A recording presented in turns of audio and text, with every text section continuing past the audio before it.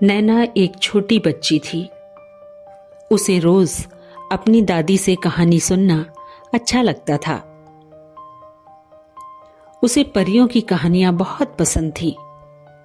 अक्सर वह अपनी पेंसिल से खेलती रहती और कहती, देखो ये मेरी जादू की छड़ी है। रोज की तरह आज भी नैना दादी के पास आकर बैठ जाती है और कहती है, दादी आज मुझे कौन सी कहानी सुनाओगी, बताओ ना। तो दादी कहती हैं, आज मैं सुनाती हूं डेजी की कहानी। तब नैना पूछती है, क्या डेजी एक परी थी?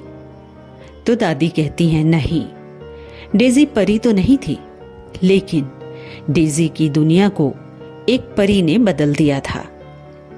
तब नैना कहती है, ओह कैसे, मुझे जल्दी से सुनाओ ना दादी। फिर दादी ने नैना को कहानी सुनाई।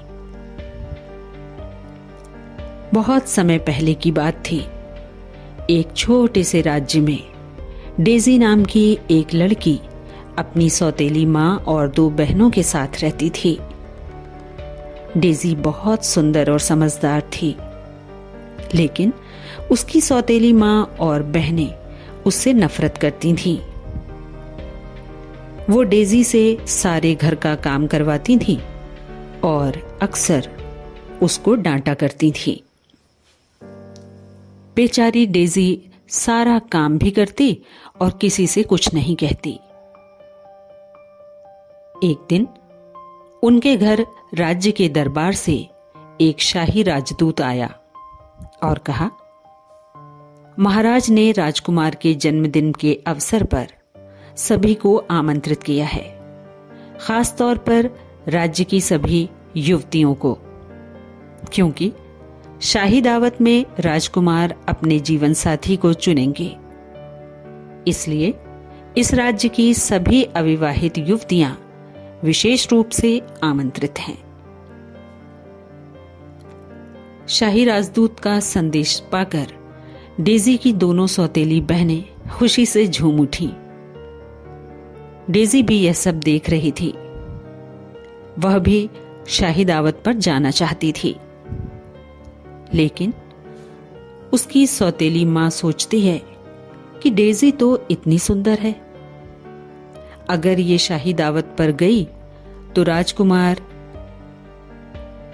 उसे पसंद कर लेगा और मेरी बेटियों का क्या होगा। फिर वह एक प्लान बनाती है कि मैं इससे इतना काम करवाऊंगी कि इसे जाने का मौका ही नहीं मिलेगा।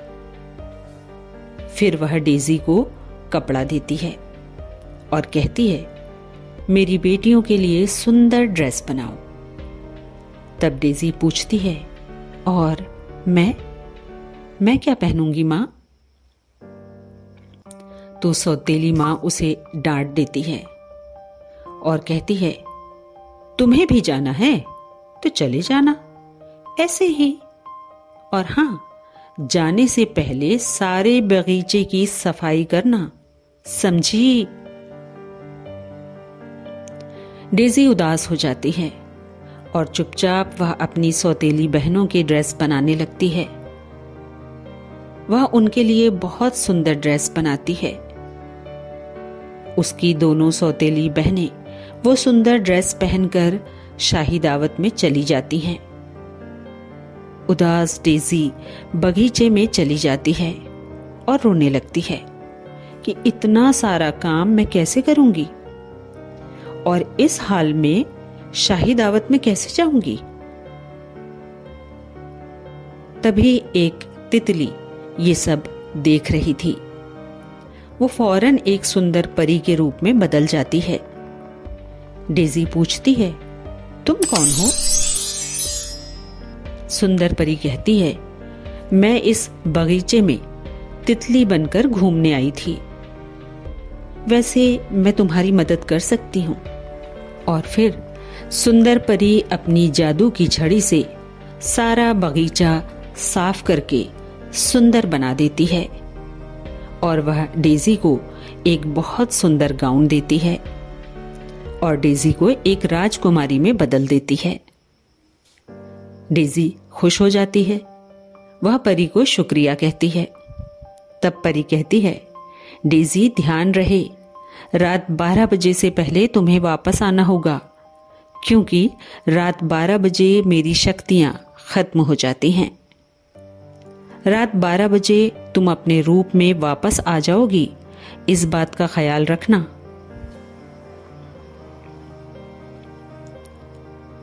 फिर वह परी गायब हो जाती है और डेजी शाही दावत में चली जाती है। राजमहल में सब डेजी को देखकर खुश होते हैं। उसकी सुंदरता को बस देखते ही रह जाते हैं। और राजकुमार वो तो डेजी पर अपना दिल हार बैठता है। वह डेजी को डांस के लिए कहता है। डेजी राजकुमार के साथ डांस करती है और डांस करते हुए उसकी नजर घड़ी पर पड़ती है। अरे ये क्या, 12 बजने वाले हैं।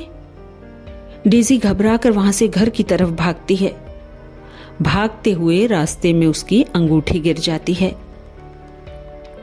अगले दिन राजकुमार डेजी की तलाश में निकलता है। रास्ते में उसे डेजी की अंगूठी मिलती है और वह अंगूठी उठा लेता है। वह राज्य में घर घर जाकर देखता है, पर उस अंगूठी की मालकिन उसे नहीं मिलती। फिर वह ढूंढते हुए डेजी के घर पहुंचता है। उसकी सौतेली बहनें और मां राजकुमार को देखकर खुश हो जाती हैं। उन्हें लगता है कि राजकुमार रिश्ता लेकर आया है। राजकुमार उन्हें भी अंगूठी पहनने को कहता है, लेकिन अंगूठी उनके हाथ में नहीं आती।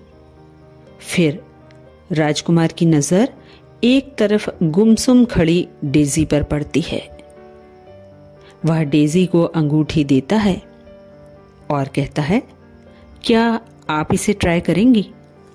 डेजी डरते हुए अंगूठी पहनती है, लेकिन ये क्या? राजकुमार तो खुशी से उछल पड़ता है। उसे उसकी प्रिंसेस मिल गई थी। वह डेजी को प्रपोज करता है और फिर एक साधारण सी लड़की डेजी राजकुमार की प्रिंसेस बन जाती है और वह मन ही मन उस परी का शुक्रिया अदा करती है। तो दोस्तों, कैसी लगी आपको हमारी ये कहानी? इसे लाइक कीजिए, शेयर कीजिए और हमारे चैनल को सब्सक्राइब कीजिए।